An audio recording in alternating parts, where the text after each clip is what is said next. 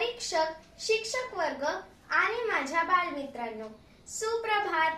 माझ्या कवितेचं नाव आहे आई. खरंच ग आई, तुझ्याशिवाय सारंच खूप अर्धवट वाटतं. तू हसली नाहीस ना की ते हसणंही नकोसं वाटतं. आई, तू घरात असतेस ना जेव्हा, तेव्हा घर खूप प्रसन्न राहतं. तू दिसेनाशी झालीस ना की ते घरही खूप उदास राहतं. नेहमीच आई तू फक्त निस्वार्थपणे प्रेम करत असतेस. स्वतःचा विचार न करता तू आपल्या मुलांसाठी जगत असतेस. आई, तू कितीही दूर असलीस तरी आवाजातला तो हळुवारपणा तू लगेच ओळखतेस.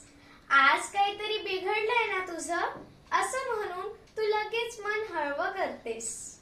आई, तुला खरं सांगू, तू आमचं सुंदर जग आहेस. तुझ्याशिवाय आयुष्य खरंच ग पण अपूर्ण आहे. शेवटची ही चारोळी माझ्या आईला समर्पित. हंबरून वासराले चाटी जभागाय, तवा मले तिच्या मंदी दिसती माझी माय. दिसती माझी माय रे, हंबरून वासराले चाटी जभागाय, तवा मले तिच्या मंदी दिसती माझी माय. म्हणून म्हणते आनंदाने भरावी तुझी वटी, पुन्हा एकदा जन्म घ्यावा माये तुझ्या पोटी.